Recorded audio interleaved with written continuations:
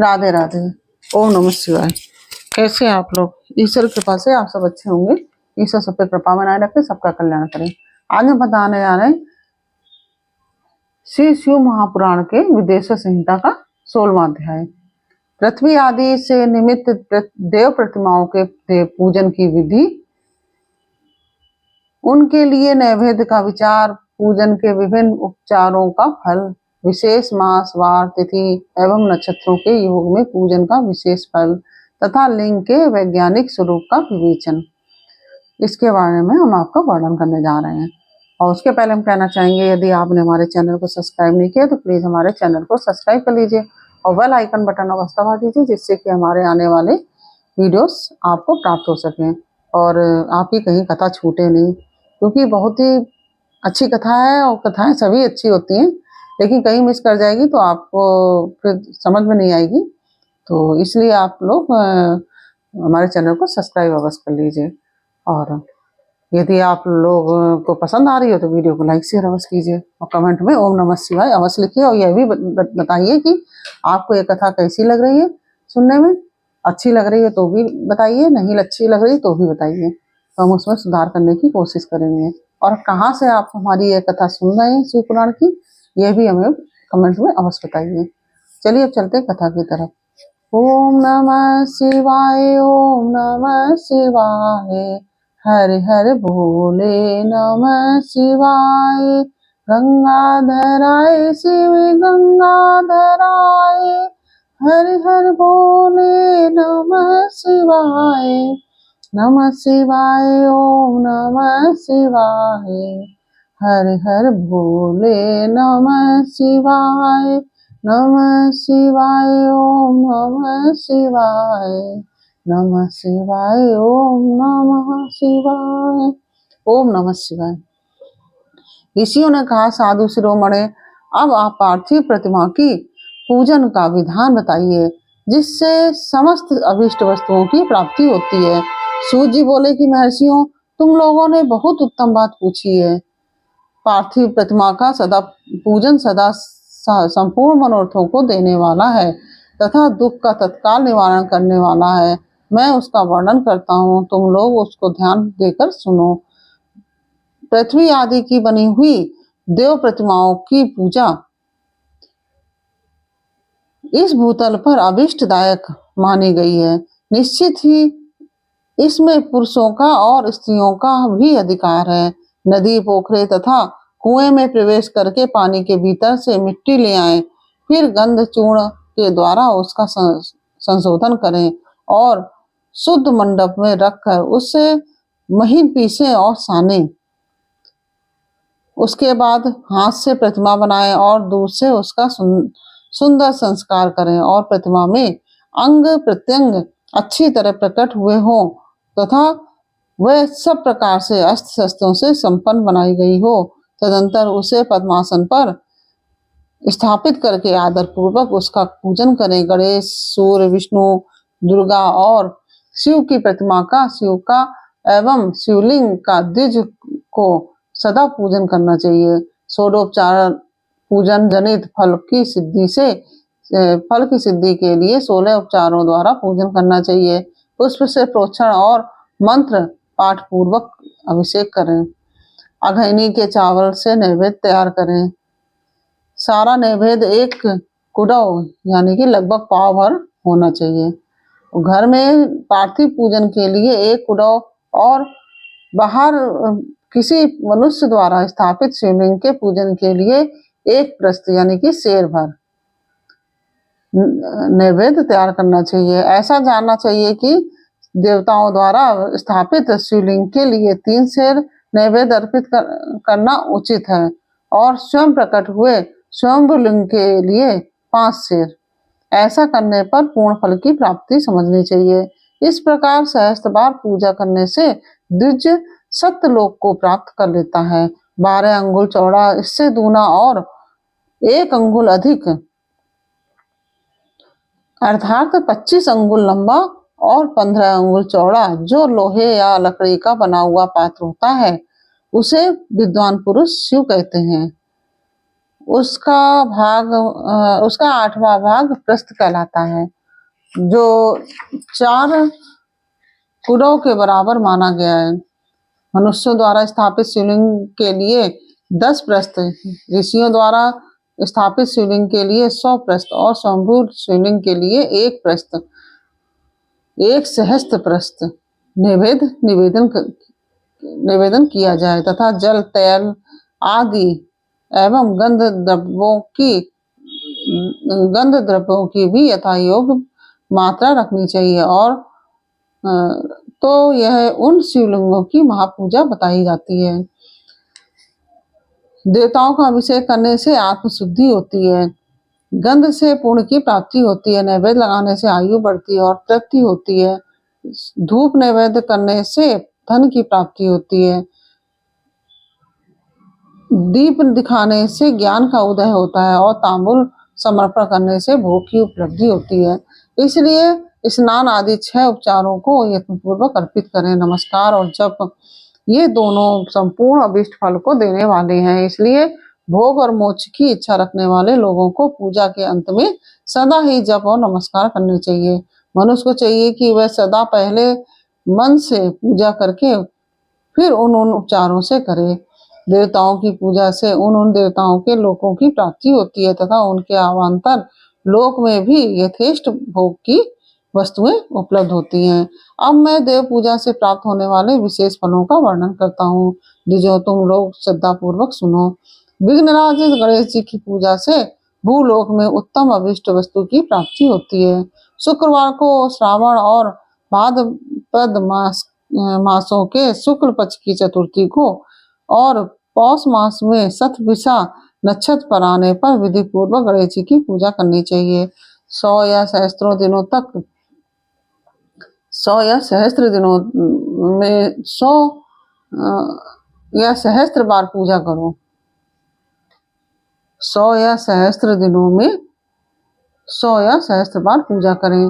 देवता और अग्नि में श्रद्धा रखते हुए किया जाने वाला उनका नित्य पूजन मनुष्यों को पुत्र और अभिष्ट वस्तु प्रदान करता है। वह समस्त पापों का शमन तथा भिन्न भिन्न दुष्कर्मों का विनाश करने वाला है। विभिन्न वारों में की हुई शिव आदि की पूजा को आत्मशुद्धि प्रदान करने वाली समझना चाहिए। वार और दिन, तिथि, नक्षत्र और योगों का आधार है।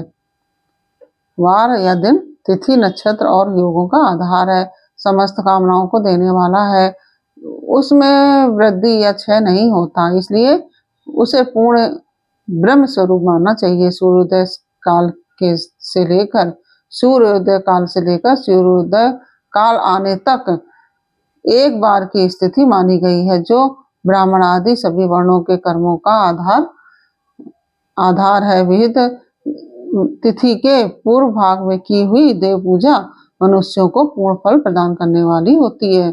यदि मध्याह्न के बाद तिथि का आरंभ होता है तो रात्रि युक्त तिथि का पूर्व भाग पितरों के श्राद्ध आदि कर्म के लिए उत्तम बताया जाता है। ऐसी तिथि का पर भाग ही दिन से युक्त होता है, अतः वही देव कर्म के लिए प्रशस्त माना गया है। यदि मध्याह्न काल तक तिथि रहे तो उदय व्यापनी तिथि को ही देव कार्य में ग्रहण करना चाहिए। इसी तरह शुभ तिथि एवं नक्षत्र आदि के देवकार में ग्रह होते हैं। वार आदि का भलीभांति विचार करके पूजा और जप आदि करने चाहिए। वेदों में पूजा शब्द के अर्थ की इस प्रकार योजना की गई है। पूज्यायते अनेन इति पूजा, यह पूजा शब्द की व्युत्पत्ति है। पू का अर्थ है भोग और फल की सिद्धि, और वह जिस कर्म से संपन्न होती है उसका नाम पूजा है।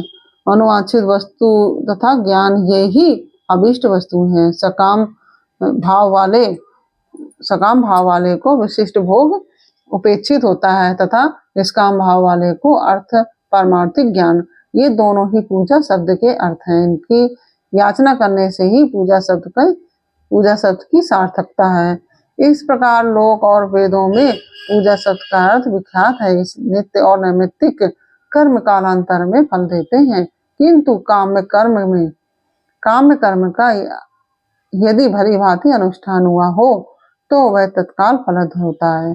प्रतिदिन एक पक्ष, एक मास और एक वर्ष तक लगातार पूजन करने से उन कर्मों के फल की प्राप्ति होती है और उनसे वैसे ही पापों का क्रमशः क्षय होता है। प्रत्येक मास के कृष्ण पक्ष की चतुर्थी तिथि को की हुई महागणपति की पूजा एक पक्ष के पापों का नाश करने वाली और एक पक्ष तक उत्तम भोग रूपी फल देने वाली होती है। चैत्र मास में चतुर्थी को ही की हुई पूजा एक मास तक किए गए पूजन का फल देने वाली होती है। और जब सूर्य सिंह राशि पर स्थित हो उस समय भाद्रपद मास की चतुर्थी को की हुई पूजा गणेश जी की पूजा एक वर्ष तक मनवांछित फल प्रदान करती है, ऐसा जानना चाहिए। श्रवण मास के रविवार को हस्त नक्षत्र से युक्त सप्तमी तिथि को तथा माघ शुक्ला सप्तमी को भगवान सूर्य का पूजन करना चाहिए। ज्येष्ठ तथा भाद्रपद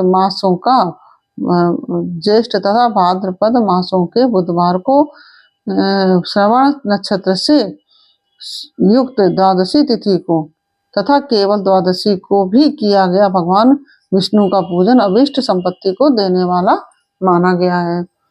श्रवण मास में की जाने वाली श्री हरि की पूजा अभिष्ट मनोरथ तथा आरोग्य प्रदान करने वाली होती है। अंगों एवं उपकरणों सहित पूर्वोक्त गौ आदि 12 वस्तुओं का दान करने से जिस फल की प्राप्ति होती है उसी को द्वादशी तिथि में आराधना द्वारा श्री विष्णु की तृप्ति करके मनुष्य प्राप्त कर लेता है। जो द्वादशी तिथि को भगवान विष्णु के 12 नामों द्वारा 12 ब्राह्मणों का षोडोपचार से पूजन करता है वह उनकी प्रसन्नता प्राप्त कर लेता है। इसी प्रकार संपूर्ण देवताओं के विभिन्न 12 नामों द्वारा किया हुआ 12 ब्राह्मणों का पूजन उन देवताओं को प्रसन्न करने वाला होता है। कर्क की संक्रांति से युक्त श्रावण मास में 9वीं तिथि को मृगशिरा नक्षत्र के योग में अंबिका का पूजन करें। वे संपूर्ण मनवांछित भोगों और फलों को देने वाली हैं। ऐश्वर्य की इच्छा रखने वाले पुरुष को उस दिन अवश्य उनकी पूजा करनी चाहिए। अश्विनी मास के शुक्ल पक्ष की 9वीं तिथि संपूर्ण अभिष्ट फलों को देने वाली है। उसी प्रकार उसी मास के कृष्ण पक्ष की चतुर्दशी को यदि रविवार पड़ा हो तो उस दिन का विशेष महत्व बढ़ जाता है। उसके साथ ही यदि आद्रा और महाआद्रा सूर्य संक्रांति से युक्त आद्रा का योग हो तो उन उक्त अवसरों पर की हुई शिव की पूजा विशेष महत्व माना गया है। माघ कृष्ण चतुर्दशी को की हुई शिव की पूजा संपूर्ण अभिष्ट फलों को देने वाली है। वह मनुष्यों की आयु बढ़ाती है, मृत्यु कष्ट को दूर करती है, मृत्यु कष्ट को दूर हटाती और समस्त सिद्धियों को प्राप्ति कराती है। ज्येष्ठ मास में चतुर्दशी को यदि महाआद्रा योग हो और माघ शीर्ष मास में किसी भी तिथि को यदि आद्रा नक्षत्र हो तो उस अवसर पर विभिन्न वस्तुओं की बनी हुई मूर्ति के रूप में शिव की जो 16 उपचारों से पूजा करता है उस पूर्णात्मा के चरणों का दर्शन करना चाहिए।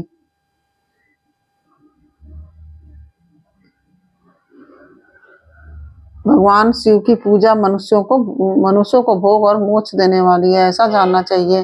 कार्तिक मास में प्रत्येक बार और तिथि आदि में महादेव जी का पूजा का विशेष महत्व है। कार्तिक मास आने पर विद्वान पुरुष दान, तप, होम, जप और नियम आदि के द्वारा समस्त देवताओं का षोडोपचारों से पूजन करें और उस पूजन में देव प्रतिमा, ब्राह्मण तथा मंत्रों का उपयोग कर आवश्यक है। ब्राह्मणों को भोजन कराने से भी वह पूजन कर्म संपन्न होता है। पूजक को चाहिए कि वह कामनाओं को त्याग कर पीड़ा रहित यानी कि शांत हो और देव आराधन में तत्पर रहे। कार्तिक मास में देवताओं का यजन पूजन समस्त भोगों को देने वाला, व्याधियों को हर लेने वाला तथा भूतों और ग्रहों का विनाश करने वाला है। कार्तिक मास के रविवारों को भगवान सूर्य की पूजा करने और तेल तथा सूती वस्त्र देने से, कार्तिक मास के रविवारों को भगवान सूर्य की पूजा करने तथा तेल व सूती वस्त्र देने से मनुष्यों के कोढ़ आदि रोगों का नाश होता है।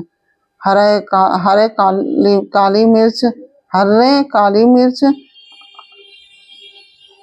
वस्त्र और जीरा आदि का दान और ब्राह्मणों की प्रतिष्ठा करने से क्षय के रोगों का नाश होता है। दीप और सरसों के दान से मिर्गी का रोग मिट जाता है।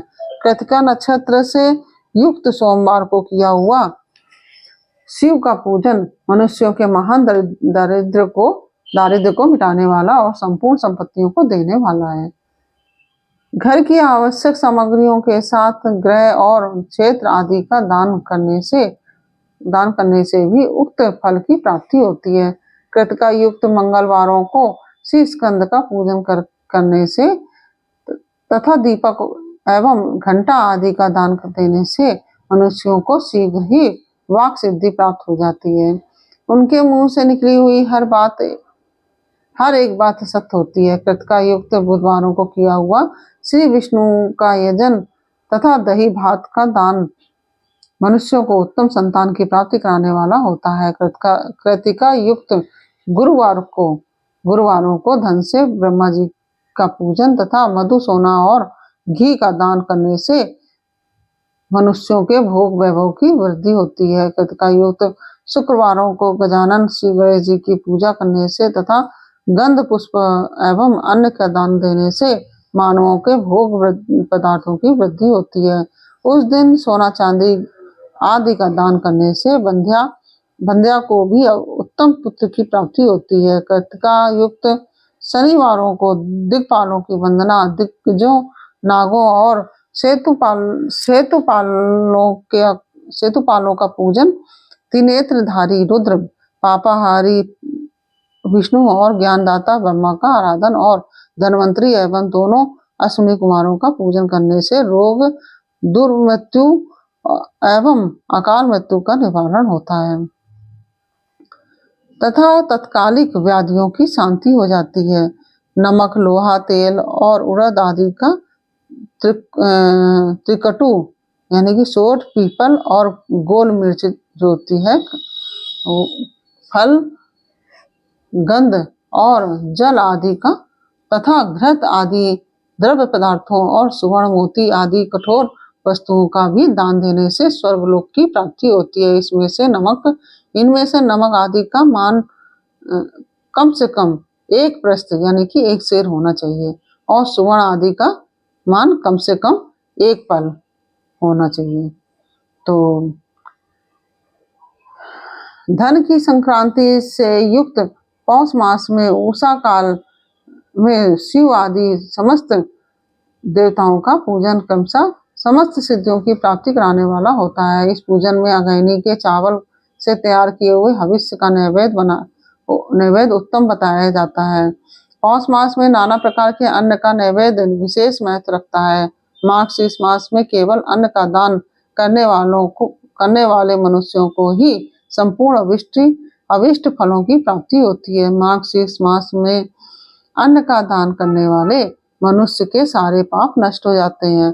वह अभीष्ट सिद्धि, योग, अयोग्य धर्म, वेद का सम्यक ज्ञान, उत्तम अनुष्ठान का फल, इहलोक और परलोक में महान भोग, अंत में सनातन योग, मोक्ष तथा वेदांत ज्ञान की सिद्धि प्राप्त कर लेता है। जो भोग की इच्छा रखने वाला है वह मनुष्य मार्गशीर्ष मास आने पर कम से कम 3 दिन भी उषा काल में अवश्य देवताओं का पूजन करे और पौष मास में पूजन से खाली ना जाने दे। पौष मास को पूजन से खाली ना जाने दे। उषा काल से लेकर संगव काल तक ही पौष मास में पूजन का विशेष महत्व बताया गया है। पौष मास में पूरे महीने भर जितेंद्रिय और निराहार रहकर द्विज प्रातः काल से मध्याह्न काल तक वेद माता गायत्री का जप करे। तत्पश्चात रात को सोने के समय तक पंचाक्षर आदि मंत्रों का जाप करे। ऐसा करने वाला ब्राह्मण ज्ञान पाकर शरीर छूटने के बाद मोक्ष प्राप्त कर लेता है। द्विजेतर नर नारियों को त्रिकाल स्नान और पंचाक्षर मंत्र के ही निरंतर जप से विशुद्ध ज्ञान प्राप्त हो जाता है। इष्ट मंत्रों का सदा जप करने से बड़े से बड़े पापों का भी नाश हो जाता है। सारा चराचर जगत बिंदु नाद स्वरूप है। बिंदु शक्ति है और नाद शिव है। इस तरह यह जगत शिव शक्ति स्वरूप ही है। नाद बिंदु का और बिंदु इस जगत का आधार है। ये बिंदु और नाद शिव और शक्ति संपूर्ण जगत के आधार रूप से स्थित है। बिंदु और नाद से युक्त सब कुछ शिव स्वरूप है, क्योंकि वही सबका आधार है। आधार में ही आधेय का समावेश अथवा लय होता है। यही सकलीकरण है। इस सकलीकरण की स्थिति से ही सृष्टि काल में जगत का प्रादुर्भाव होता है। इसमें संशय नहीं है। शिवलिंग बिंदु नाद स्वरूप है, अतः उसे जगत का कारण बताया जाता है। बिंदु देव है और नाद शिव है। इन दोनों का संयुक्त रूप ही शिवलिंग कहलाता है। अतः जन्म के संकट से छुटकारा पाने के लिए शिवलिंग की पूजा करनी चाहिए। बिंदु रूपा देवी उमा माता हैं और नाद स्वरूप भगवान शिव पिता हैं। इन माता पिता के पूजित होने से परमानंद की ही प्राप्ति होती है। अतः परमानंद का लाभ लेने के लिए शिवलिंग का विशेष रूप से पूजन करें।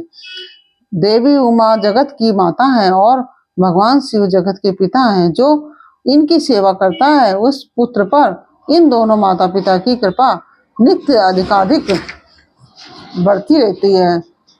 वे पूजक पर कृपा करके उसे अपना आंतरिक ऐश्वर्य प्रदान करते हैं। अतः मुनीश्वरों, आंतरिक आनंद की प्राप्ति के लिए शिवलिंग को माता पिता का स्वरूप मानकर उसकी पूजा करनी चाहिए। भर्ग यानी कि शिव पुरुष रूप है और भर्गा शिव अथवा शक्ति शिवा मतलब अथवा शक्ति शिवा कहते हैं, प्रकृति कहलाती हैं। अव्यक्त आंतरिक अधिष्ठान रूप गर्भ को पुरुष कहते हैं और सुव्यक्त आंतरिक अधिष्ठान भूत गर्भ को प्रकृति। पुरुष आदि गर्भ है और वह प्रकृति रूप गर्भ से युक्त होने के कारण गर्भवान है, क्योंकि वही प्रकृति का जनक है। प्रकृति में जो पुरुष का संयोग होता है, यही पुरुष से उसका प्रथम जन्म कहलाता है। अव्यक्त प्रकृति से महत तत्व आदि की क्रम से तथा जगत का व्यक्त होना है, जो जगत का व्यक्त होना है, यही उस प्रकृति का द्वितीय जन्म कहलाता है। जीव पुरुष से ही बारंबार जन्म और मृत्यु को प्राप्त होता है। माया द्वारा अन्य रूप से प्रकट किया जाना ही उसका जन्म कहलाता है। जीव का शरीर जन्म काल से ही जीर्ण यानी कि 6 भाव विकारों से युक्त होने लगता है, इसलिए उसे जीव संज्ञा दी गई है। जो जन्म लेता है और विविध पाशों द्वारा तनाव यानी बंधन में पड़ता है, उसका नाम जीव है। जन्म और बंधन जीव शब्द का अर्थ ही है। अतः जीव मृत्यु रूपी बंधन के निवृत्ति के लिए जन्म के अधिष्ठान भूत मातृ पितृ स्वरूप शिवलिंग का पूजन करना चाहिए। गाय का दूध, गाय का दही और गाय का घी, इन तीनों का पूजन के लिए शहद और शक्कर के साथ पृथक पृथक भी रखें।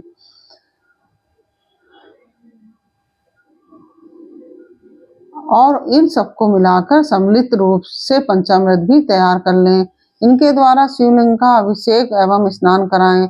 फिर गाय के दूध और अन्न के मेल से नैवेद्य तैयार करके प्रणव मंत्र का उच्चारण पूर्वक उसे भगवान शिव को अर्पित करें। संपूर्ण प्रणव को ध्वनि लिंग कहते हैं। शंभु लिंग नाद स्वरूप होने के कारण नादलिंग कहा गया है। नाद स्वरूप होने के कारण नादलिंग कहा गया है। यंत्र या अर्धा यंत्र या अर्घा बिंदु स्वरूप होने के कारण बिंदु लिंग के रूप में विख्यात है। उनमें अचल स्वरूप जो प्रतिष्ठित उनमें जो अचल रूप से प्रतिष्ठित जो शिवलिंग है वह मकार रूप स्वरूप है, इसलिए मकार लिंग कहलाता है। सवारी निकालने आदि के लिए जो चर लिंग होता है वह उकार स्वरूप होने से उकार लिंग कहा गया है, तथा पूजन की दीक्षा देने वाले जो गुरु या आचार्य हैं उनका विग्रह आकार का प्रतीक होने से आकार लिंग माना गया है। इस प्रकार आकार, उकार, मकार, बिंदु, नाद और ध्वनि के रूप में लिंग के 6 भेद हैं। इन 6 लिंगों की नित्य पूजा करने से साधक जीवन मुक्त हो जाता है, इसमें संशय नहीं है।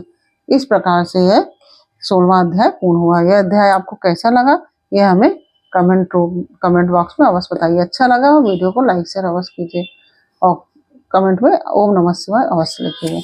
और यदि आपने हमारे चैनल को सब्सक्राइब नहीं किया तो प्लीज़ हमारे चैनल को सब्सक्राइब कर लीजिए और बेल आइकन बटन अवश्य दबा दीजिए, जिससे कि हमारे सारे वीडियो आपको प्राप्त हो सके, आपके पास नोटिफिकेशन पहुंच सके।